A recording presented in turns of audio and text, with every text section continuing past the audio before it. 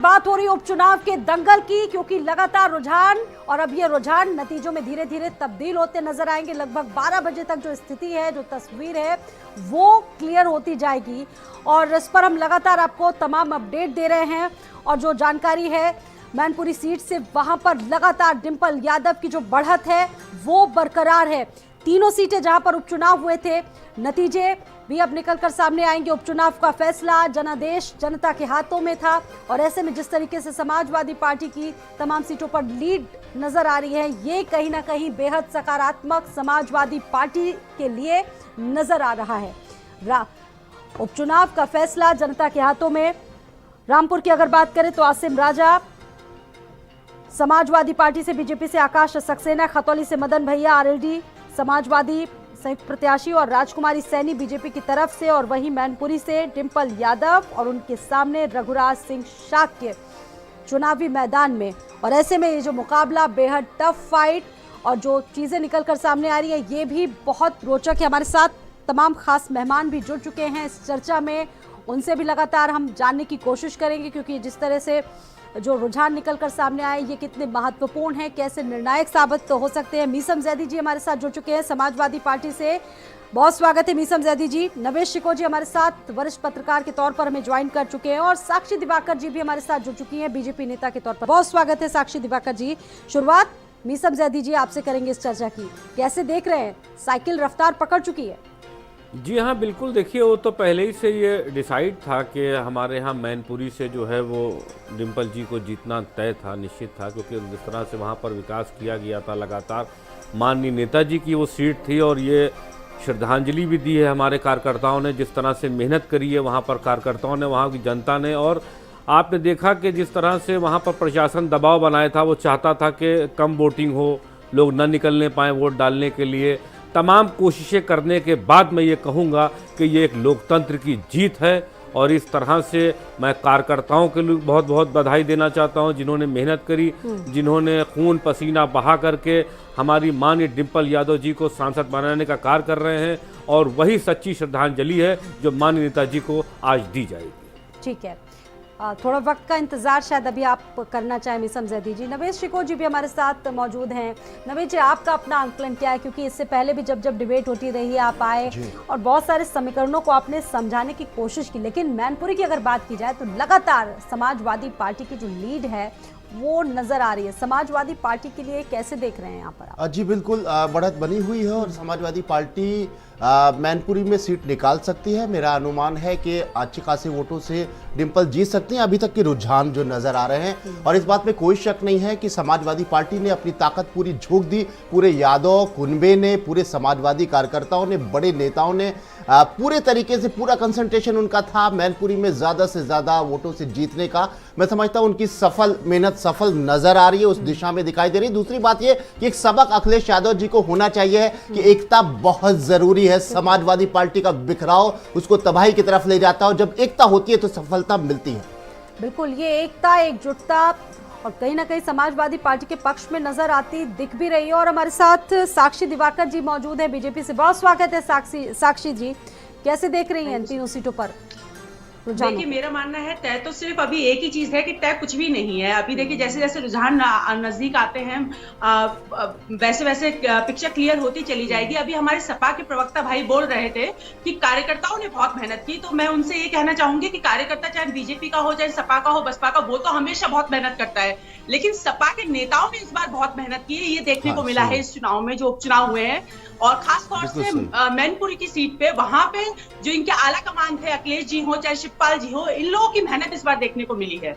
जी, अगर हम नहीं जाते तो स्वाति जी आप फिर हम पर आरोप लगाती कि आपके नेता बैठे हैं, आराम कर रहे हैं, ट्विटर से खेल रहे हैं, और कन्नौज की और जो सीट है, नेताजी की सीट है, उस पर ध्यान नहीं देना चाहते हैं। वो आलोचना आपके काम आई, वो आलोचना आपके काम आई, वो आलोचक का हमेशा स्वागत करिए। देखिए, आप इससे पहले उपचुनाव हारे थे। हम पहले भी निकलते थे, आज भी निकलते हैं, जनता के बीच में ही रहते हैं। हम हर वक्त कार्यकर्ताओं से सीधे, हमारे नेताजी राज शेट्टी जी संपर्क में रहते हैं। और ये अलग बात है कि उसको आप बताने का काम नहीं करते हैं। वो आपके सामने आ गया कि नेताजी ने निकल करके जिस तरह से कन्नौज की जनता से सीधे संपर्क साधा है और सीधे आकर के जो है उन्होंने 1-to-1 किया है, जिस तरह से उन्होंने वार्तालाप करके लोगों से मेल जोल बढ़ाया है, उससे ये साबित होता है कि जो धरती पुत्र नाम मुलायम सिंह यादव जी का दिया गया था, उसी धरती पुत्र से ये छोटे नेता खुद चुनावी मैदान में थी। विपक्षियों ने आरोप लगाया कि इस वजह से अखिलेश यादव को चुनावी मैदान में उतरना पड़ा, पसीना बहाना पड़ा। अगर कोई और प्रत्याशी खड़ा होता तो शायद उतना प्रचार प्रसार नहीं करते आप लोग। और शिवपाल यादव भी एक्स फैक्टर में नजर आए।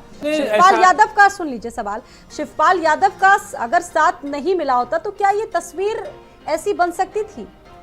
नहीं, देखिए स्वाति जी, साथ हमेशा से था, मगर कभी थोड़ी बहुत अनबन तो हर किसी के परिवार में घर में रहती है। इतनी बड़ी पार्टी है, इतना बड़ा हमारा कुनबा है, थोड़ी बहुत तो आपस में इस तरह की कोई बात अगर हो जाती है तो इसका मतलब ये नहीं था। मगर आप देखिए, हमेशा जब भी कोई वक्त आया, हमेशा शिवपाल जी अखिलेश जी के साथ रहे, हमारे राष्ट्रीय अध्यक्ष जी हमेशा अपने चाचा शिवपाल जी के साथ रहे, तो वो चीज में देखना महत्वपूर्ण होती है। इससे पहले अभी विधानसभा का चुनाव हुआ तो क्या चाचा अलग थे? चाचा तब भी साथ थे, चाचा आज भी साथ है और चाचा हमेशा साथ रहेंगे। बल्कि चाचा ने आलोचकों को मुंह बंद करके एक जवाब दिया है कि आज से इनको छोटे नेताजी के स्मरण किया जाएगा। साक्षी दिवाकर जी, समाजवादी पार्टी की सियासी मजबूरी थी कि उन्हें इस फ्रेम में लाना ही लाना था। ठीक है, आपको फिलहाल रोकना चाहूंगी। और मुजफ्फरनगर से राजकुमार सैनी, जिस तरीके से राजकुमार सैनी ने इस चुनाव में अपनी प्रत्याशिका दाखिल की और उनसे हमारे सहयोगी सचिन त्यागी ने खास बातचीत की है, पहले आपको सुनवाते हैं। काउंटिंग स्थल पर पहुंची है बीजेपी प्रत्याशी राजकुमारी सैनी, हमारे साथ इस समय मौजूद है। हम उनसे जान लेते हैं कि आखिरकार क्या माहौल दिखाई दे रहा है। क्या माहौल दिखाई दे रहा है? करने जाना हम अभी कुछ नहीं बोल रहे, हम बाद में बोल लेंगे जीतने के बाद। अच्छा, क्या लग रहा है आपको? जैसे कि जीत है हमारी, जीत है हमारी। अरे भाई, हाँ, ये तो आगे पीछे होता रहा, जीत है हमारी। तो ये बीजेपी की प्रत्याशी थी राजकुमारी सैनी, जो अभी कुछ भी बोलने के लिए स्पष्ट नहीं है, लेकिन उनका एक दावा है कि बीजेपी प्रत्याशी अपनी इस खतौली विधानसभा में जीत दर्ज करेगी। सचिन त्यागी, भारत समाचार, मुजफ्फरनगर। और बड़ी खबर बता रहे हैं खतौली से। खतौली में दूसरे राउंड की गिनती भी पूरी हो चुकी है। बड़ी अपडेट, दूसरे राउंड में मदन भैया को 4085 वोट मिल चुके हैं। दूसरे राउंड में राजकुमारी सैनी को 1442 वोट मिले अब तक। दूसरे राउंड में मदन भैया 2463 वोटों से फिलहाल आगे नजर आ रहे हैं। बड़ी अपडेट, बड़ी जानकारी, दूसरे राउंड की जो गिनती है वो पूरी हो चुकी है। अभी दूसरे राउंड में मदन भैया को 4085 वोट मिले हैं। दूसरे राउंड में राजकुमारी सैनी की अगर बात की जाए तो 1442 वोट राजकुमारी सैनी को जाते नजर आए। खतौली को 2024 के लिए पश्चिमी यूपी का लिटमस टेस्ट के तौर पर दोनों ही पार्टियां। नवेद जी, आप कैसे से देख रहे हैं? देखिए, मैं इससे पहले मीसम जी से जो गुफ्तगू हो रही थी, मैं उस पर प्रकाश डालना चाहता हूं। देखिए, समाजवादी पार्टी और उसके साथी गठबंधन साथी आगे जीत की तरफ आगे बढ़ रहे हैं। उनकी सफलता के लिए उनको शुभकामनाएं। लेकिन इस बात को स्वीकार करना पड़ेगा कि समाजवादी पार्टी के बड़े नेताओं ने जिस मेहनत से ये चुनाव लड़ा और अभी तक जो संकेत मेहनत आगे दिखानी होगी, ये मेहनत आप आगे दिखाइए। और ये आपको आपके आलोचकों ने अगर आपके ऊपर इस तरह के तंज किए थे कि आपके बड़े नेता नहीं निकलते और इस बार निकले, तो उस आलोचना की कदर कीजिए। पॉजिटिव बहुत जा सकती है, आलोचनाओं को हमेशा पॉजिटिव बिल्कुल और इसको जारी रखिए इस मेहनत को। हम सब चाहते हैं, लोकतंत्र में सब चाहते हैं, सभी लोग चाहते हैं कि जो अपोजिशन है, जो विपक्ष है, उसकी ताकत बढ़े। वो जनता की आवाज होती है, किसी को कोई प्रॉब्लम नहीं है। सब शुभकामनाएं आपको।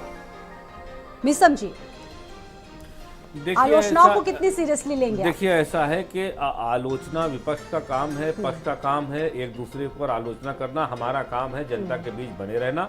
देखिए, अगर लोकतंत्र बचाने के लिए माननीय राष्ट्रीय अध्यक्ष जी अगर मैनपुरी में इस तरह से प्रचार न कर रहे होते, तो जिस तरह से आपने देखा है दमन किया गया है रामपुर और खतौली में, जिस तरह से आपने देखा कि रामपुर में पुलिस ने फांद करके लोगों को, वहां को वोटरों को भगाने का और डराने का काम किया है। आपने देखा होगा कि एक दरोगा थे वहाँ के, उन्होंने जिस तरह से जाति सूचक गालियाँ दी हैं, अपशब्द कहे, अभद्र व्यवहार किया वहाँ की जनता से और बाकायदा लोगों को अंदर भेजने का काम किया है। जिस तरह से वो लोकतंत्र की हत्या करना चाह रहे थे, एक डर और दबाव बनाना चाह रहे थे, उसलिए अगर माननीय राष्ट्रीय अध्यक्ष जी इतना सक्रिय ना होते मैनपुरी में, तो ये पूरी कोशिश कर लेते हराने के लिए और ये मैसेज पहुंच जाता कि देखिए आप जो है वो नेताजी के बाद अब किसी की जो है वहाँ पर कोई भी अस्तित्व नहीं बचा।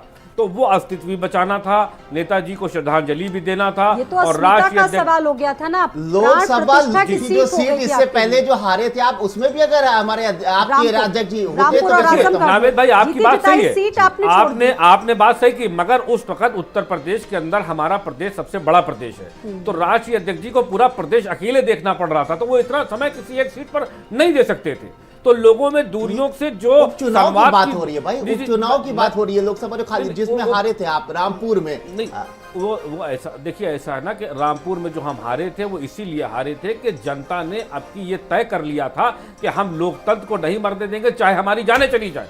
पिछली बार जनता को डरा दिया गया था, दबा दिया गया था, मगर अब जनता ये चाहती है, ये मैसेज देना चाहती है कि हमको भूखे मरने से अच्छा है कि हम तुम्हारी गोलियों से मर जाएंगे। तो इसलिए यहां पर जो थे वो प्रवेश दूसरे बन गए, और यहां पर जनता ने निकल के फाइट करी और लोकतंत्र को बचाने की कोशिश करी, और जिसमें आप देखेंगे कि आपके सामने रिजल्ट आएंगे बहुत जल्द। रामपुर, खतौली और मैनपुरी में समाजवादी पार्टी का परचम लहराएगा, और आने वाले चुनाव में बहुत जल्द समाजवादी पार्टी ही उत्तर प्रदेश के अंदर गरीबों का एक बड़ी मसीहा बनकर के पार्टी आएगी और लोगों की मदद करेगी। साक्षी दिवाकर जी, देखिए, समाजवादी पार्टी भेदभाव के लिए जानी जाती है और ये जनता जान चुकी है। यही कारण है कि आज जब इलेक्शन हो रहा है, उपचुनाव हो रहे हैं और पार्टी एक बुरे दौर से गुजर रही है, लेकिन इस समय भी इनका भेदभाव खत्म नहीं हो रहा है। मैंने जब शुरुआत की थी तब मैंने यही बोला था कि इस बार इनके जो नेता हैं वो दिखाई जरूर दिए, लेकिन खास तौर से मैनपुरी में दिखाई दिए थे। तो इसमें भी इन लोगों ने भेदभाव किया है, क्योंकि वहां डिम्पल जी लड़ रही थी तो अखिलेश जी वहां तो रामपुर में भी तो गए थे प्रचार करने, स्वाति जी, वहां आपने नहीं देखा साक्षी जी? तो रामपुर में भी तो गए थे, उन्हें छोड़ दिया। देखिए, जब आप मेरी बात पूरी कंप्लीट होने दीजिए। देखिए, अभी हाल ही में और उपचुनाव हुए थे, हमने देखा था किस तरीके से जो सपा का गढ़ माना जाता था उसे भारतीय जनता पार्टी ने ध्वस्त किया, क्योंकि भारतीय जनता पार्टी एक ऐसी पार्टी है जो बिना किसी भेदभाव के कार्य करती है। हमारे नेता चाहे छोटे से छोटा चुनाव हो, चाहे बड़े से बड़ा चुनाव, उसमें तुष्टीकरण की राजनीति साक्षी जी आप लोग करते हैं, आरोप हम लोगों पर लगाते हैं। तुष्टीकरण की राजनीति आप, शिवपाल जी से आप लोगों को क्या परेशानी है भाई? जब शिवपाल जी से हमारे यहाँ मतभेद थे तब आप उनको गले लगाए थे, तब आप उनको सिक्योरिटी दे रहे थे, उनको कार्यालय दे रहे थे और उनके ऊपर मेहरबान थे। और जब आपने देखा कि दोनों एक हो गए तो आपने कार्यालय लेने का काम कर लिया, सिक्योरिटी वापस देने का काम कर लिया, उन पर दबाव बनाने का काम शुरू कर दिया, उन पर जांचें शुरू होना शुरू हो गई।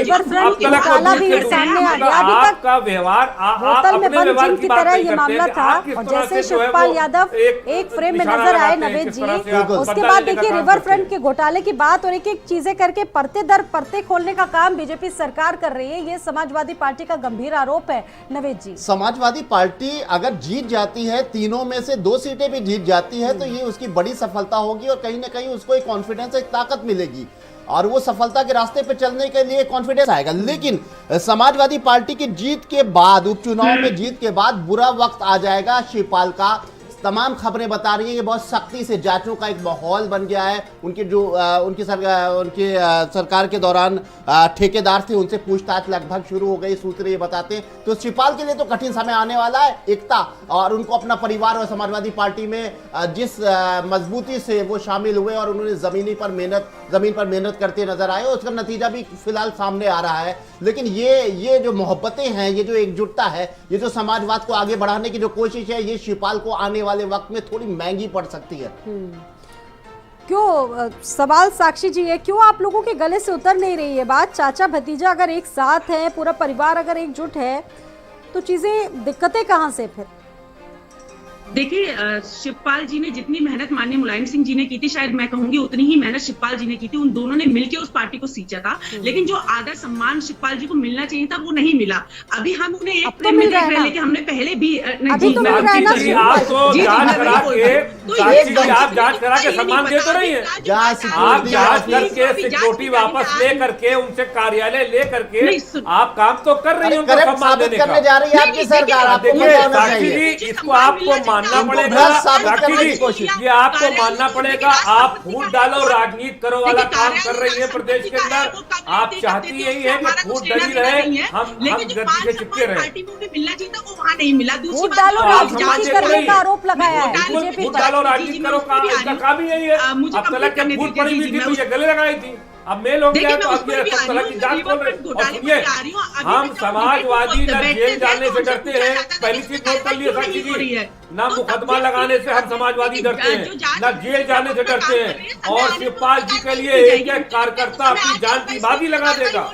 और शिवपाल जी पहली बार ऐसा है कि जेल नहीं जा रहे हैं, और अगर आपने उनको जेल भेजा भी पक्का जा तो रहे हैं, आपको लग शिवपाल रहा जी है। सुन लीजिए, भैया, हम देखिए, जनता हम की किसी को कमजोरों जेल की, नहीं भेजते, जो मासूमों अपराधी की, हैं, मजलूमों की उनको आवाज के लिए कार्रवाई शिवपाल जी को इसका कोई गम नहीं है। भारतीय कि जनता तानाशाह पार्टी देखिए, सरकार उनके कार्यकर्ताओं साथ के कुछ लिए भी रवैया कार्य कर करती है, किसी सकती को है। जेल भेजने का कार्य नहीं करती है। बिल्कुल करती है, आपका काम ही यही है। अब तक कि आप देखिए, जिम अगर किसी ने में अपराध आप किया, बोतल में उसको जिम बख्शती किए भी जांच नहीं का भारतीय बैठी जनता थी, पार्टी। अब आपने उस भारतीय बोतल को जनता खोल पार्टी दिया, अपराधियों को नहीं बख्शती है, आपके लेकिन जांच किसी का जिम निर्दोष बाहर को आ जेल गया। जाने ये देती है। आंकड़े आपका लगातार काम ही यही है। तेजी से घट बढ़ रहे हैं। अभी तक विक्रम जो सैनी थे, माफ कीजिएगा, उनकी पत्नी राजकुमारी सैनी थी, वो पीछे चल रही थी, वो फिलहाल आगे चल रही है। नवे जी, इसके क्या मायने हैं? क्योंकि परिस्थितियां मिनट टू मिनट बदलती जा रही वहाँ पर हैं, एक मिनट बहुत पर। बराबर की टक्कर है। जी। इस बात में कोई शक नहीं है कि बीजेपी ने इस तीनों उपचुनाव में बहुत मेहनत की है, और खासतौर से पश्चिमी उत्तर प्रदेश में वो कतई कोई निराशा नहीं चाहती नेट टू बीजेपी, नेट फाइट क्योंकि वहाँ माना से जाएगा उसका इसको। आधार बीजेपी का कहीं ना कहीं तैयार हुआ था, उसको मेंटेन। विधानसभा चुनाव में भी यही हुआ था कि पश्चिम को जहां एक इस तरह के संकेत मिलने लगे थे कि पश्चिम पर समाजवादी पार्टी का गठबंधन जो है वो अपना एक अच्छी पकड़ बना रहा है, क्योंकि जयंत का वहां अच्छी पकड़ है। उसके बाद बीजेपी ने बहुत इसको मेकअप किया और उसमें सफलता हासिल की। इसी तरीके से इस सीट पर भी बीजेपी की बहुत मेहनत हुई, और इसलिए अभी बराबर की टक्कर है, कांटे की टक्कर नजर भी आ लेकिन रही है। अभी आसिम कुछ कहा राजा नहीं अगर आगे बढ़ रहे हैं, क्योंकि कल भी उन्होंने हाँ, आरोप लगाया बिल्कुल। था कि अगर मैं हारा तो जी बीजेपी देखिए, पर और जिला आसिम प्रशासन राजा पर सीधे जब तौर आगे पर बढ़े तो आरोप- मुझे तो मैं अपनी व्यक्तिगत तौर पे बात कर रहा हूं कि हम लोग का विश्लेषण था कि रामपुर से समाजवादी पार्टी हार रही है, वो बिल्कुल ध्वस्त हो रहा है। और समाजवादी पार्टी के जो आरोप लग रहे थे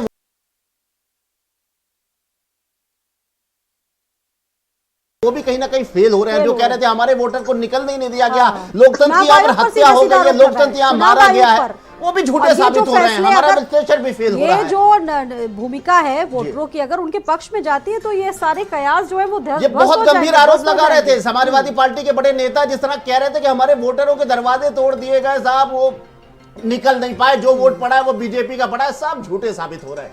हमारा विश्लेषण भी झूठा साबित, जिसमें हम मान रहे थे कि बिल्कुल रामपुर हारेगी पूरी तरह समाजवादी आरोप जिला प्रशासन पर लगाए, लेकिन अभी तो जनता आपके साथ दिख रही है। आजम देखिए, आजम के ऐसा साथ है दिख रही। स्वाति जी, साक्ष्य को प्रमाण की जरूरत नहीं है, आपको वीडियो दिखाए जा सकते हैं और आपके यूट्यूब पर और आपके ट्विटर पर पड़े होंगे कि जिस तरह से पुलिस धमकाने का काम कर रही है, जिस तरह से पुलिस लोकतंत्र की हत्या करना चाह रही है। और आप यकीन जानिए कि अगर रामपुर से, खासकर रामपुर विशेष से मैं बता रहा हूं कि अगर रामपुर से हमारे प्रत्याशी हारते या पीछे होते तो हमारी हार नहीं, ये लोकतंत्र की हार ये होती। तो भाजपाइयों की पहले से पूरी घुटने कोशिश टेक दे कर रहे हैं दिया आप। था अरे प्रशासन कम से ने। कम इंतजार तो करिए, वक्त का इंतजार नहीं, करिए, वक्त तो पहले का- से घुटने नहीं, टेक नहीं, हो सकता सकता है कि वो मैं- भाजपा के वोटर्स को रोका मैं जा रहा हो, बता जो वीडियो ये दिखा रहे हैं। हो सकता तो ये लग रहा है। देखिए, भी हो भारतीय सकता है। जनता पार्टी के वोटर्स को और रोकना चलिए बड़ी खबर प्रशासन में अपने इतनी दर्शकों हैसियत को नहीं बता रहे, है। बड़ा अपडेट। सपा प्रत्याशी भारतीय डिंपल जनता यादव की पार्टी बढ़त पूरी- लगातार बढ़ी हुई है। मैनपुरी में डिंपल यादव 31,949 वोटों से आगे। सपा प्रत्याशी डिंपल यादव चारों विधानसभा सीटों में इस वक्त सबसे आगे चल रही है। रघुराज सिंह शाक्य से आगे चल रही है डिंपल यादव, अपनी बढ़त बनाए हुए हैं। नवेश शिकोर जी, डिंपल यादव की बढ़त क्या संकेत दे रहे हैं? बिल्कुल बिल्कुल एक बड़ी बात है, बड़ी सफलता समाजवादी पार्टी के लिए। ये बड़ी सफलता इसलिए है क्योंकि लोकसभा चुनाव, निकाय चुनाव बिल्कुल आने जल्दी होने वाला है, लोकसभा का भी ज्यादा समय नहीं है। और कम से कम समाजवादी पार्टी जो शिकस्त की तरफ बढ़ रही थी आज सफलता की तरफ बढ़ेगी, तो उसके अंदर एक कॉन्फिडेंस होगा। और जाहिर सी बात है, लोकसभा में गठबंधन ही तैयार होगा उससे पहले, तो कम से कम समाजवादी पार्टी का वजूद बचा रहेगा, तो उसको और अन्य दलों के साथ में नेगोशिएशन बड़ी करने में खबर, आसानी बड़ी होगी। खबर, सपा प्रत्याशी आसिम राजा की भी बढ़त बरकरार है। नवेद जी, आसिम बात राजा है, जिन बड़ी पर हम बात है। जिक्र कर रहे थे, बड़ी बात है जी। आजम खान की जो थोड़ी बहुत प्रतिष्ठा बची थी वो बच गई है, उन्होंने अपनी बचा ली है। मेहनत आजम खान ने बहुत की और बड़ी हिम्मत से काम किया है। भले ही उन्होंने विवादित बयान, ऑब्जेक्शनेबल बयान दिए हो, लेकिन उन्होंने मेहनत मदन बहुत भैया भी की है। देखिए 4030 वोटों से आगे। जी, बड़ी बात है। नव- लोकदल के लिए भी एक बहुत नीसम जी, लोकदल का नीसम ग्राफ जी भी कैसे बढ़ेगा। देखेंगे खतौली में भी आगे चल रही है आरएलडी और आप लोगों ने संयुक्त मिलकर चुनाव देखिए, लड़ा था, ये- गठबंधन की प्रयोगशाला के तौर पर से देखा जा रहा था, कैसे बताएंगे? देखिए, इस जीत को मैं तो सिर्फ एक लाइन में डिफाइन कर सकता हूँ कि ये नहीं, अभी लोकतंत्र की इंतजार जीत। करिए।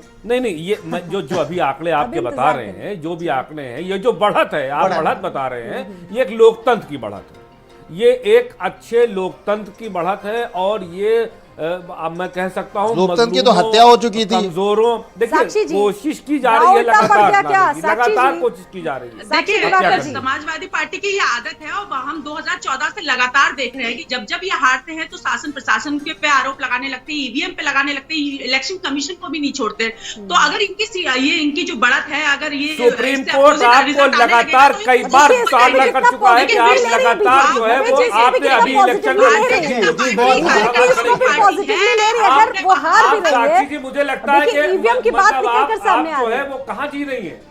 आपने देखिए, इलेक्शन भारतीय कमीशन की जनता नियुक्ति के पार्टी ऊपर आपको अगर लताड़ा जीतती गया, है सुप्रीम और कोर्ट ने हारती है आपको तो लताड़ा, उन्हीं केस में इलेक्शन संकट कमीशन की करते नियुक्ति हैं पे कि कई बार सवाल उठ इसके चुके हैं। पीछे क्या कई वजह बार थी, इलेक्शन कार्यकर्ताओं कमीशन ने के पसंद ऊपर किया तो क्यों आपके पसंद चुनाव किया, आयोग उस की चीज को बरकरार साख्ता रखने पर से सवाल, रखते हैं। उसकी और साख पर पार्टी सवाल को उठ क्या चुके कमी हैं थी हमारी? कि आप अब कभी जनता को इलेक्शन नहीं सोचने लगते हैं, उसके हम जब इलेक्शन से कमीशन देखिए को ऐसा है ना, सोचने जब लगते से हैं, भारतीय जनता हम पार्टी जनता आई को है नहीं तब लगाने से देते, मुझे लगते। लगा है कभी चुनाव आयोग स्वतंत्र हो ही नहीं पाया है। इतना दबाव बना दिया है आपके लोगों ने देखिए, कि लेकिन बीजेपी कभी तो वो कहती है स्वतंत्र कि हो ही बिना नहीं पाया भेदभाव के है। विकास कर आपके सभी नेताओं नागरिकों ने को विकास का लाभ कभी मिल रहा चुनाव है। आयोग ने कोई मुकदमा नहीं किया और हमारे नेताओं के ऊपर तत्काल प्रभाव से कार्रवाई हो जाती है। जिस अच्छा, तरह ठीक का है। दोहरा नवेद जी, मापदंड, दोहरा एक चरित्र सवाल यहाँ पर जब आपकी हमारे पार्टी सहयोगी द्वारा ग्राउंड हो रहा जीरो है, पर थे तो जनता ये देख बात रही निकल है। कर सामने आई थी कि रामपुर में मुस्लिमों को वोट नहीं डालने दिया गया, जिला प्रशासन के द्वारा अधिकारियों ने वोट नहीं डालने दिया अरे गया। और साहब, सबसे जाति ज्यादा सूचक मुस्लिम- गालियां दी हैं आपने वो जाकर देखिए, के लोगों को मिशन की डराने का बात काम बात किया है, करते आपने हैं। लोगों को अब इसे भगाने का काम सारे किया है। आरोप धुंधले नजर आ रहे हैं, क्योंकि देखिए इतना कम वोट अगर पड़ा है हाँ। तो वो वोट अगर पक्ष में जा रहा है, आपके पक्ष में जा रहा है, तो इसका मतलब आप ये आरोप आपके कहीं ना कहीं जो है वो धुंधले पड़ते जा रहे हैं। क्योंकि अगर आप मान रहे थे कि मुसलमानों को रोक लिया गया, साहब वो वोट नहीं डाल पाए, इतना कम वोट पड़ा, तो इसका मतलब आपके ये आरोप कहीं ना कहीं गलत थे या फिर आपको शक हो रहा था? देखिए नावेद अपनी जी, काबिलियत मैं पर आप शक था। बिल्कुल जाहिर सी बात अपनी है। काबिलियत पर मैं शक था, नावेद जी, समझा मैं आपको दीजिए। इसको बहुत अच्छा जवाब देता हूँ। हाँ। आप हमेशा एक वर्ग को, एक पक्ष को टारगेट करते हैं कि मुसलमानों को नहीं रोक पाए। तो आपको क्या लग रहा है कि जो आटा है वो उतने रुपए में क्या हिंदू नहीं खरीद रहा?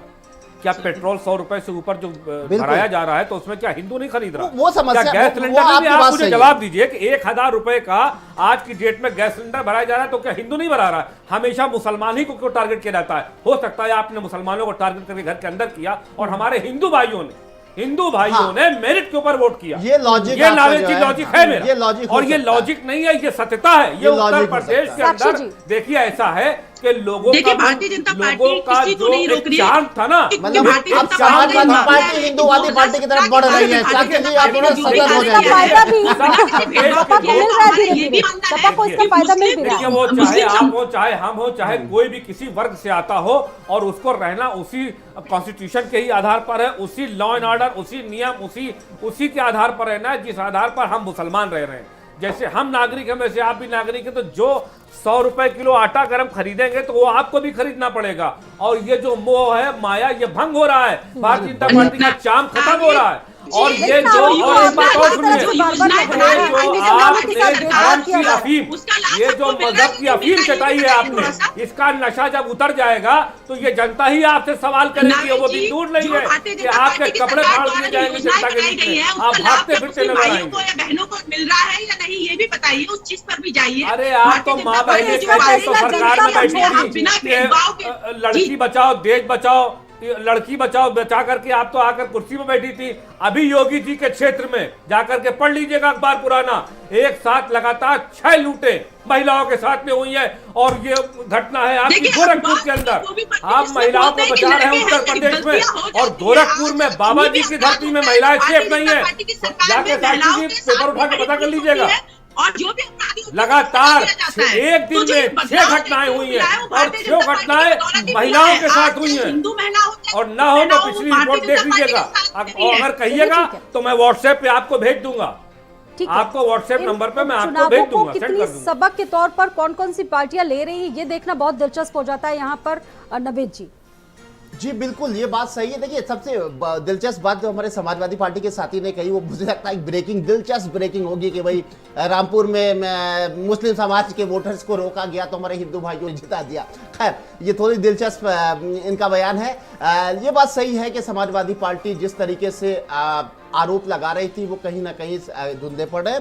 दूसरी बात यह कि समाजवादी पार्टी की मेहनत, और देखिए केशव प्रसाद मौर्य ने भी एक ट्वीट उन्होंने किया है और कहा कि आज यूपी के उपचुनाव परिणाम भविष्य के लिए निर्णायक संदेश देने वाले होंगे। ट्वीट किया है आप, बहुत अच्छी बात है। केशव प्रसाद मौर्य ने ये तो समाजवादी पार्टी स्ट्रीट को लिए घूमेगी पूरे में अगर जीत जाती है। समाजवादी पार्टी अगर 2 सीटें भी 3 में 2 भी निकाल लेती है तो ये लेके घूमेगी क्या कि देखिए आपके इतने प्रभावशाली जो है वो मंत्री ने खुद ये बात कही है और ये बात सही भी है। इस बात में कोई शक नहीं है कि ये संकेत उत्तर प्रदेश के संकेत जाहिर करेंगे, ये एक बड़ा इशारा करेंगे ये चुनाव। सेमीफाइनल नहीं, कम से कम क्वार्टर फाइनल तो मान लीजिए, बिल्कुल मानना पड़ेगा। कॉन्फिडेंस बिल्डअप होगा इससे और तुरंत निकाय चुनाव होने वाले हैं। हाँ, निकाय चुनाव में भी इसका बहुत असर जाएगा।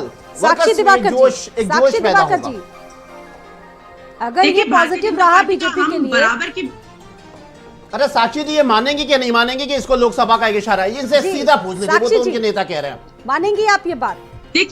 देखिए कोई भी चुनाव होता है, भारतीय जनता पार्टी उसे एक अहमियत देती है, इसीलिए हमारी जितनी पूरी पार्टी उसमें लगती है। कोई भी चुनाव छोटा नहीं होता है। लेकिन आपको ये भी देखना चाहिए, अभी 6 महीने पहले भी चुनाव हुआ था, वहां पे भी भारतीय जनता पार्टी ने ध्वस्त किया था। मेरा मानना है इस चुनाव से एक बात तो साफ हो जाती है, जो ये गढ़ की बात होती थी, अब ये गढ़ ध्वस्त कर चुकी है भारतीय जनता पार्टी। अगर अखिलेश जी कुछ कॉन्फिडेंस कम हुआ है क्या इस बार? कुछ कॉन्फिडेंस कम हुआ है? ध्वस्त हो गए दोनों, रामपुर और मैनपुरी में। आंकड़े आ जाने दीजिए, भारतीय जनता पार्टी को कितना वोट मिला है। अभी तो देखिए कुछ भी तय नहीं है, अभी बस एक ही बात तय है कि कुछ भी तय नहीं है। मगर इनके चेहरे को देख करके लग रहा है कि इनका जो तेज है, कितना परसेंट इनको वोट इनका मिला जो उस चेहरे आधार का पर तेज निर्णय है लिया वो जाए। फीका पड़ गया। मुझे लग रहा है चेहरा देख के तो इनकी बॉडी लैंग्वेज लग रहा है कि इनका देखिए confidence भारतीय लूज हुआ है। जनता पार्टी के 1-2 चुनाव से कुछ नहीं होता। हम मेहनत कर आगे जीतते तब वो भी तो हम इसी हमेशा तरीके से चुनावी बने मोड में रहते हैं, रहती जनता है। के बीच में और बाद में बीजेपी बने हमेशा रहते हैं। चुनावी लेकिन मोड एक में चीज और रहती है, है।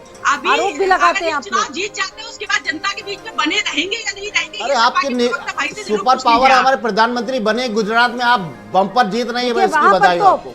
बीजेपी के लिए बहुत अच्छी खबर है। गुजरात का जो किला है, जो एक सियासत की प्रयोगशाला उसे नवेद माना जाए। एक दिलचस्प बात है, केंद्र वही है, केंद्र गुजरात है, उसको यूपी मत बनाइए। यूपी में बड़ी उलटफेर है। केंद्र आपका गुजरात था, गुजरात रहेगा, इसको मान लीजिए। जनता को पढ़ना और समझना बहुत टफ है। बिल्कुल नवेद जी, बहुत कठिन है। और यहाँ पर मैं समझता हूँ कि भारतीय जनता पल-पल पार्टी में मिनटों में आंकड़े बदल जाते हैं। ये चुनाव बहुत कुछ संकेत देगा। किशन जी, देखिए ऐसा है स्वाति जी, हम शुरू से ही कह रहे हैं कि ये जो चुनाव है ये महंगाई पर अगर चुनाव करा लें, ये मेरिट पर महंगाई पे करा लें, लॉ एंड ऑर्डर पे करा लें, शिक्षा पे करा लें, स्वास्थ्य पे करा लें, तो ये उत्तर प्रदेश में कहीं दिखेंगे ही नहीं। ये चुनाव जीतते हैं मजहब पे कराते हैं, धर्म पे कराते हैं। ये जो लोकतंत्र पे इन्होंने कलावा लपेट दिया ना पूरे लोकतंत्र के ऊपर, विधानसभा के ऊपर, ये कलावा लागने नहीं दे रहे हैं किसी को। ये डरा रहे हैं, कभी ये मुसलमानों के नाम पर डराते हैं। बीजेपी तो महंगाई की बात ही नहीं मानती। नहीं, वो कहते हैं कि हम समाजवादी पार्टी ने भी कौन सी महंगाई की बात की? समाजवादी पार्टी के सब नेताओं ने एक लाइन की बात की, लोकतंत्र को बचाना है, लोकतंत्र को बचाना है। पुलिस घुस गई, FIR हो गई। ये पूरा 3 सीटों पे लगभग ऐसा माहौल बना रहा विपक्ष की तरफ से। हम इनका जो भी मैनिफेस्टो है नावेद जी, जिसपे भी इन्होंने वादे किए, दावे किए, वो एक भी आज तक पूरा नहीं किया। वो सिलेंडर अगर आपके यहाँ मिला हो तो हमें पहुंचा दीजिएगा। जो ये होली में फ्री दे रहे थे, आज इनका नजर नहीं आया। दूसरी होली तैयार हो गई। कोई बस पुलिस आ गई, लाठी पड़ गई और दरवाजा तोड़ दिया, इसके अलावा कुछ रहा ही नहीं। या सिंपैथी, सीधी सी बात है। कोई आपने महंगाई की बात ही नहीं की। देखिए एक चीज बहुत जबरदस्त तरीके से समझ में आएगी। अभी अखिलेश यादव जी शायद आगे हमेशा हार के बाद ये कहते रहे कि बहन जी ने उनको हरा दिया। आप क्या कहेंगे कि बहन जी ने उनको जीता? बाय द वे अगर ये जीत जाते हैं तो क्या कहेंगे कि बहन जी ने प्रत्याशी अपना नहीं खड़ा किया, या जिसके साथ एक फ्रेंडली रिश्ता है कांग्रेस के साथ में, उनके साथ उनके क्या रिश्ते होते हैं? क्योंकि जाहिर सी बात है कि पूरा जो बीजेपी विरोधी ताकत थी वो सिर्फ उनकी झोली में रख दी गई थी समाजवादी पार्टी की, और कांग्रेस और बसपा ने अपने प्रत्याशी नहीं खड़े किए थे। भाई बसपा का तो आधार उत्तर प्रदेश से है। तो नावेद जी कोई जनाधार बचा ही नहीं उत्तर प्रदेश के अंदर, क्योंकि अच्छा फिर भी आपको हरा देती है। जब आप आजमगढ़ हारते हो तो आप कहते हो आजमगढ़ हारने के बाद देखिए जहां ये गलत बात है, दोहरी बात है।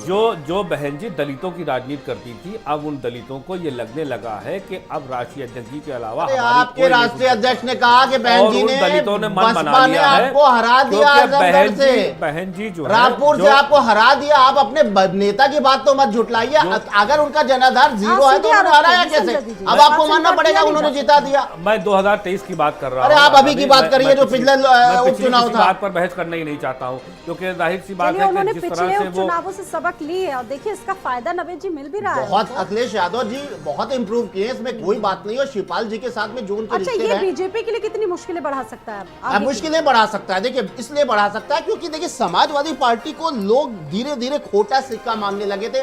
फिर एक था जो विधानसभा चुनाव से पहले जो ताकत थी, उस ताकत में अगर आ गए तो एक मजबूत एक जाल बीजेपी के खिलाफ समाजवादी पार्टी बिछा सकती है। कांग्रेस के साथ उनका नेगोशिएशन होता है। कोई ताजुब नहीं कि बहन जी भी साथ में आ जाए, क्योंकि कुछ इशारे बीच में मिले थे और उसके बाद ये बात निकली कि उनको जो है प्रधानमंत्री प्रोजेक्ट किया जाए। तो छोटे छोटे जातियों के ये यहाँ पर अगर ये बाय द वे थोड़ी देर के लिए मान लें कि तीनों सीट अगर जीत जाती है समाजवादी पार्टी, तो एक कॉन्फिडेंस बढ़ेगा और मार्केट वैल्यू बढ़ेगी। पॉलिटिकल मार्केट वैल्यू बहुत बड़ी चीज होती है और मुझे लगता है कि ये संकेत है। और बीजेपी के लिए एक जिसको कहा जाता है वन मैन शो है, बीजेपी से कोई लड़ ही नहीं सकता है, वो इतनी बड़ी ताकत हो गई कि उसके सामने कोई है नहीं। तो ऐसा कुछ नहीं है, ये नजर आएगा। मुझे लगता है कि गठबंधन के एक अच्छे आसार पैदा होंगे लोकसभा से पहले। साक्षी जी, कितनी टफ फाइट आप मान रही हैं? देखिए, भारतीय जनता पार्टी का ये मानना है कि जो ये गढ़ की जो लड़ाई होती थी पहले, वो से भारतीय जनता पार्टी ध्वस्त कर चुकी है। अभी हाल ही में जो उपचुनाव हुए थे रामपुर में और आजमगढ़ में, वो भी सपा का गढ़ माना जाता था, लेकिन वहां पे हमें कामयाबी मिली है। अभी आंकड़े भी पूरी तरीके से सामने नहीं आए। अगर हम लोग अगर किसी वजह से थोड़ा पीछे रह भी जाते हैं तो मुझे पूरी उम्मीद है कि पिछले जो हमारे वोट मिला था उससे हमने बढ़त बढ़ाई होगी, क्योंकि भारतीय जनता पार्टी की जो भी योजनाएं हैं वो घर घर पहुंच रही है और जनता में, चाहे वो किसी भी मजहब का हो, किसी भी जाति का हो, वो उसका लाभ ले रहा हो। यही कारण है कि 2017 के बाद से लगातार भारतीय जनता पार्टी के समर्थन में जनता वोट दे रही है। और अगर मुझे लगता है कि अभी भी हमें विश्वास है कि भारतीय जनता पार्टी यहाँ पे जरूर बढ़त बनाएगी। निशम जी, देखिए, ये विश्वास ही तो है इनका कि जो इनको अंधविश्वास तक ले गया, और यही विश्वास टूटने जा रहा है। क्योंकि आपने देखिए कि इन्हों को नीचे नहीं दिखाई दे रहा है ना, ये सर उठा के चल रहे हैं। और जो आदमी सर उठा करके चलता है ना, वो एक दिन ठोकर खाता है, और ठोकर खाता है तो मुंह के बल गिर जाता है। और इनका गिरने का समय आ गया है, अब इनका डाउनफॉल शुरू हो गया है। अगर ये तीनों सीटें हम जीत गए, और नगर निगम में जिस तरह से देखिए आपने कि दिल्ली के अंदर आपने फिर एक बार झाड़ू फेर दिया है, इनका गुरूर टूट गया। इनके बड़े बड़े नेता जो वहां पर जाकर के प्रचार प्रसार कर रहे थे, अब वो खामोश बैठ गए, अब वो कुछ नहीं बोल रहे हैं, क्योंकि ये क्या कर रहे थे, ये परेशान कर रहे दिल्ली की थे जीत आपके से आप नेताओं लोगों को। पर भी कुछ मनोवैज्ञानिक असर तो पड़ा होगा। देखिए क्यों, देखिए पढ़ना देखिए चाहिए, मनोवैज्ञानिक असर देखिए बिल्कुल देखिए वहां पर इन्होंने क्या किया, सिसोदिया जी को परेशान किया, यहाँ पर ये शिवपाल जी को परेशान करने जा रहे हैं। खुद तो कह आप- रहे हैं कि परेशान करने जा रहे हैं। जैसे आप नहीं कहता था कि हमारे नेता को गिरफ्तार करने जा रहे हैं इस तारीख को, बिल्कुल बिल्कुल ये खुद कहने लगे। देखिए, क्योंकि मैं बता रहा हूं ना, इनका तो चरित्र सामने से उजागर है, ये सामने दिखता है, ये बदले की राजनीति करते हैं। जाहिर सी बात है कि मैनपुरी में इतनी बढ़त से जीतेंगे, 1 लाख से ऊपर जसवंत नगर में माननीय शिवपाल जी के अगर क्षेत्र से जीत जाएंगे तो जाहिर सी बात है कि इनके ये बर्दाश्त नहीं होगा। और जब इनको बर्दाश्त नहीं होगा तो ये इस तरह की कोई ना कोई देखने को मिलेगा नवेद। इनको मीसम साहब प्रत्यक्ष रूप से ये कह रहे हैं कि शिवपाल जी जीत के लड्डू जो है वो जेल में खा सकते हैं। सीधी सी बात बताइए, आप खुद कह रहे हैं, जैसे कि आप कह रहा था लगातार सिसोदिया जेल जाने वाले हैं, मुझे तारीख पता है, खुद वो कह रहे थे, वो जेल नहीं गए। अगर ये पहली चीज तो अगर ये हिम्मत करेंगे, ये साहस दिखाएंगे, तो इनको मालूम है कि इनका क्या हशर होने वाला है। जनता इनको छोड़ेगी नहीं, ये बिल्कुल समाप्त हो जाएंगे। ये 15 साल बाद आए थे, अब की ये 1500 साल तक नहीं आएंगे, बिल्कुल ये समाप्त हो जाएंगे। देखिए, अगले 15 साल तो भारतीय जनता पार्टी कहीं नहीं जा रही है। दूसरी मैं आपको एक चीज और बताना चाहती हूँ, रिवर फ्रंट पे बहुत दिनों से कार्रवाई चल रही थी और तब आप डिबेट पे इन्हीं डिबेट विश्वास है। सबसे बड़ा अपडेट अपने दर्शकों को जरूर दे दे। मैनपुरी में डिंपल यादव की बढ़त बनी हुई है, ये बड़ी खबर, बड़ी जानकारी। 59,609 वोटों से डिंपल यादव आगे बढ़ रही हैं, ये बड़ी बात है। निशम जय दीदी, कैसे देखेंगे इसे? देखिए, मैंने तो फिर ये आपसे पहले कह दिया है कि ये हमारे राष्ट्रीय अध्यक्ष जी की, हमारी शिवपाल जी की, हमारे कार्यकर्ताओं की और तमाम मैनपुरी की सभी जनता की मेहनत है जो इसमें वोटों के जरिए दिख रही है। और ये नेताजी को दी हुई सच्ची श्रद्धांजलि है। और इतने वोटों से मुझे ये लग रहा है, जो हालात है, डिंपल जी जीतेगी कि ये BBC वर्ल्ड रिकॉर्ड एक नाम पैदा करेगी कि आज तक कोई हिंदुस्तान में इतने वोटों से अच्छा नहीं जीता। नवेद जी, ये भी बात निकलकर सामने आई थी कि ये कहा जा रहा था कि इस बार मैनपुरी में शायद बीजेपी कोई कैंडिडेट ना खड़ा करे, लेकिन बीजेपी ने अंतिम समय पर रघुराज सिंह शाक्य को खड़ा करके बहुत सारे समीकरणों को बदलने की मैं इसका जवाब आपको एक लाइन में देता हूँ, अगर मैं देता हूँ स्वाति जी के निकट विनाश काले विपरीत बुद्धि। इनकी बुद्धि इनके विपरीत जा रही थी, इनका विनाश इनके निकट आने वाला था, तो इन्होंने रघुराज शाह को खड़ा कर दिया। अगर ये किसी को न खड़ा करते तो एक बार फिर ये सिंपैथी पा जाते जनता से। इनका खड़ा कर देना ये बात की नियति बताता है। बीजेपी ये सब आपको देखिए, नहीं हम मालूम। क्यों नहीं खड़ा करते, साक्षी हम जी। क्यों नहीं खड़ा करते जब नेताजी भी हमें आशीर्वाद देके कहते, वो भी क्या कहते कि ये सही पार्टी है और ये जीतेगी। तो भारतीय जनता पार्टी तो अगर आप अपने ही शब्दों में बोले तो नेताजी की बात मान रही थी। तो और मैं आपको एक चीज और साक्षी जी, लड़के भी आपको वॉकओवर मिलना था, ऐसे भी आपको वॉकओवर मिल रहा है। आप कहीं फाइट में है ही नहीं। देखिए, हेलो, आप है ही नहीं कहीं फाइट में। साक्षी जी, आपको तो ऐसे भी चला जाना था, नैया डूब जानी थी, तो कम से कम सिंपैथी ले जाती लोगों की। आज बैठ करके कह सकती थी कि मैंने नेताजी के खिलाफ खड़ा नहीं किया, डिम्पल जी के खिलाफ खड़ा नहीं किया, और डिम्पल जी के खिलाफ खड़ा करके हमारे ही पार्टी के कार्यकर्ता को, माननीय शिवपाल जी के एक यहाँ पर चुनाव या तो जीता जाता है या इंसान हारता है। नवेद आपने जी, मुंह की यहाँ खाई पर पड़ी। तो जमीन पर कम से उतरना कम बहुत मीडिया के जरूरी है। सामने मुंह हारना उठाकर जीतना अपनी कांग्रेस- जगह, हारने जीतने के आंकलन अपनी जगह है। कौन कितनी मजबूती के साथ अपनी दावेदारी को पेश करता है, ये महत्वपूर्ण हो जाता है। देखिए, नवेद गड़बड़ कुछ नहीं होता है। ये लोकतंत्र का मजाक है, और बीजेपी की एक अच्छी बात है कि इस परंपराओं को उसने तोड़ा है, और जहां पर वो कमजोर है, जहां पर उसकी जमीन नहीं है, वहां पर वो एंट्री ले लेती है। जैसे कि राहुल गांधी को हराया कि फर्स्ट फेज में वो एंट्री लेती है, सेकंड फेज में वो मुकाबला करती है, और तीसरे में वो जीत जाती है। मैनपुरी में ये बात हारे या जीते वो अलग बात है, लेकिन बीजेपी घुस चुकी है। उसने गढ़ की जो एक परंपरा है उसको तोड़ चुकी है, और मुझे लगता है कि वो लड़ाई लड़ती अच्छा, ये रहेगी बताइए आगे। नवेद जी, ये जो नतीजे अब निकल कर आएंगे, रुझान नतीजों में जब तब्दील होंगे, तो क्या लगता है कि और जो विपक्ष हैं देश में, उनको क्या कुछ संबल मिलेगा इससे? जी बिल्कुल मिलेगा। देखिए, ये अगर नतीजे पक्ष में समाजवादी पार्टी के आते हैं तो ये एक सबसे बड़ा सबक यही मिलेगा कि मेहनत कीजिए, जमीन पे उतरिए। खाली ट्वीट्स की राजनीति से काम नहीं चलेगा, जनता से मिलिए, एकजुटता होना जरूरी है। देखिए, बीजेपी के साथ की सबसे बड़ी ताकत सिर्फ जनाधार नहीं है, जनता उससे ही जुड़ती है। जो देखिए, जनता उस पर विश्वास करती है जो अपने परिवार और अपनों के साथ एकता स्थापित करता है, क्योंकि वो उसके साथ विश्वास करती है जिसको ताकत समझती है, और जो खुद टूटा हुआ है उसको ताकत जनता कैसे समझेगी। समाजवादी पार्टी के साथ में यही दुर्भाग्य रहा कि नेताजी यानी मुलायम सिंह यादव जी जब तक उस पार्टी को चलाते रहे तो उनके अंदर एक एकता थी, वो सबको साथ में लेके चलते थे। अन्य दलों के नेताओं के साथ में एक दोस्ताना संबंध था, लेकिन एक इस तरह चचा भतीजों के बीच जो लंबी लड़ाई हुई, वो मुझे लगता है समाजवादी पार्टी को कमजोर करने वाली थी। और जिस तरह से अखिलेश यादव ने अच्छा, अगर चचा साथ में ना आते तो शायद ये जो फाइट थी थोड़ी मुश्किल हो जाती। देखिए, अब इस बात को कहने में कोई गुरेज नहीं है कि शिवपाल यादव जी टच में थे बीजेपी के, उनका नगर की सीट बहुत प्रभाव डाल सकती थी। देखिए, भोगांव की अगर बात करें तो यहाँ पर 50-50 वाला जो असर है वो देखने को मिलता है। बिल्कुल, कृष्णी और भोगांव दोनों सीटों पर मामला खराब हो सकता था आपका। शिवपाल यादव जी का एहसास होगा जरूर, अखिलेश यादव को इस बात का एहसास होगा कि उनके चाचा का जनाधार है, उनको साथ में लेके चलना पड़ेगा। और अब ये मुझे लगता है कि यही तो बीजेपी के लिए खतरा हो गया कि अगर ये कम मार्जिन से भी अगर 5-7 हजार से भी अगर ये जीत जाते तो वो उतना रिश्ता नहीं बनता। अगर बाय द वे 10,000, 20,000, 25,000 पे जीत होती है तो शिवपाल को एक ताकत के तौर पर काफी आगे बढ़ती जा रही है डिम्पल यादव। बिल्कुल लगातार बढ़ती जा रही है, और शिवपाल का इसमें असर है। और मुझे लगता है कि उनकी भूमिका बहुत निर्णायक साबित हुई है। शिवपाल यादव जी को जो चुनावी प्रचार में देखा तो इनके वो तेवर नजर आए जो एक जमाने में तेवर हुआ करते थे। जमीनी नेता के तौर से संगठन को साथ में लेकर चलना, संगठन को ताकत देना, जेल में जाने की बात। और दूसरी बात देखिए, दरिया दिली कोई सीखे तो उनसे सीखे नहीं। और दूसरी बात, दरिया दिली के अलावा सबसे बड़ी बात, बीजेपी ने तुरंत उनको घेरने की मनोवैज्ञानिक प्रभाव डालने की कोशिश की, और उनके ऊपर दबाव पड़ा, जांच होगी, जेल जाएंगे, सिक्योरिटी छिन गई, बंगला जाएगा, लेकिन वो आदमी डरा नहीं, उसके चेहरे पे वो शिकन नजर नहीं आया, और वो आक्रामक होता रहा। तो ये देखिए, डर के आगे जीत है। कहीं ना कहीं एक पॉलिटिशियन को डर से, देखिए अखिलेश यादव के बारे में यही कहा गया कि अखिलेश यादव अप डाउन करते रहते हैं, कभी कभी सॉफ्ट हो जाते हैं, उस तरह से जमीन पर संघर्ष नहीं करते हैं। कई बार तो उनके बारे में ये सुना, लोग, उनके करीबी लोगों ने बताया कि वो कहते हैं कि भाई हमारे कार्यकर्ता जेल चले जाते हैं, मुझे बड़ी तकलीफ होती है, मैं क्या कर सकता हूं, मैं कुछ कर नहीं सकता हूं। तो ये समय इस वक्त अगर बीजेपी से लड़ना है तो अपने को डर को निकालना पड़ेगा। ये शिवपाल ने ये साबित किया और ये बात सही है, मीसम जी सही कह रहे हैं। अगर शिवपाल जेल जाते हैं तो इसका प्रभाव बीजेपी के लिए नुकसानदेह होगा और समाजवादी पार्टी इसका फायदा उठा लेगी। ठीक है, बिल्कुल। और लगातार भारत समाचार पर बड़े अपडेट दे रहे हैं उपचुनाव के नतीजों से संबंधित। मैनपुरी में डिंपल यादव की बड़ी जो बढ़त है वो लगातार बरकरार है। इस पर लगातार हम लोग आंकलन कर रहे हैं, डिबेट जो चल रही है। तमाम जो लोग हैं इस वक्त हमारे साथ मौजूद है, वरिष्ठ पैनल इस वक्त हमारे साथ मौजूद है और अपडेट अपने दर्शकों को लगातार दे रहे हैं मैनपुरी से, खतौली से और रामपुर से, जहां पर जो चीजें हैं, जो आंकड़े हैं वो अब तक निकलकर सामने आ चुके हैं। और बड़ी खबर दर्शकों को दे रहे हैं इस वक्त की मैनपुरी से अभी तक का सबसे बड़ा अपडेट जो निकलकर सामने आया। बड़ी बढ़त बरकरार है डिंपल यादव की।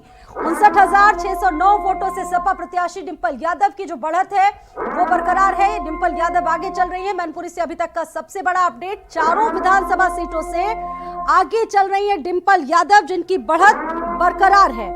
तो दोनों तरफ आरोप प्रत्यारोप पहले से पहले जब खूब चले, जिस वक्त खूब प्रचार हुआ था उस वक्त आरोप प्रत्यारोपों का दौर चला और ऐसे में बीजेपी ने सपा पर धांधली का आरोप लगाया। लेकिन अभी तक इन तीनों सीटों को लेकर बीजेपी और समाजवादी पार्टी पूरी तरीके से आश्वस्त नजर आई। बीजेपी ने भी जो है वो इटावा में मौजूद है। आप देख सकते हैं तस्वीरों में कि ये वही स्थल है जहां पर अंदर काउंटिंग हो रही है, मतगणना जो है वो की जा रही है और यहां से लगभग जो है वो 28,000 वोटों से डिंपल यादव आगे हैं। जबकि ओवरऑल अगर बात की जाए तो कहीं ना कहीं जो है वो डिंपल यादव जो है वो 50 से 55,000 वोटों से जो है वो आगे चल रही है। तो ये तस्वीरें आपको हम दिखाना चाह रहे हैं कि अब 15वें चक्र की जो है वो मतगणना हो चुकी है। ये तस्वीरें आपको दिखा रहे हैं कि ये बोर्ड पे लिखा जा रहा है डिंपल यादव 67,188 वोट से और रघुराज सिंह शाक के 29,077 वोट से जो है वो इन लोगों को प्राप्त हुए हैं।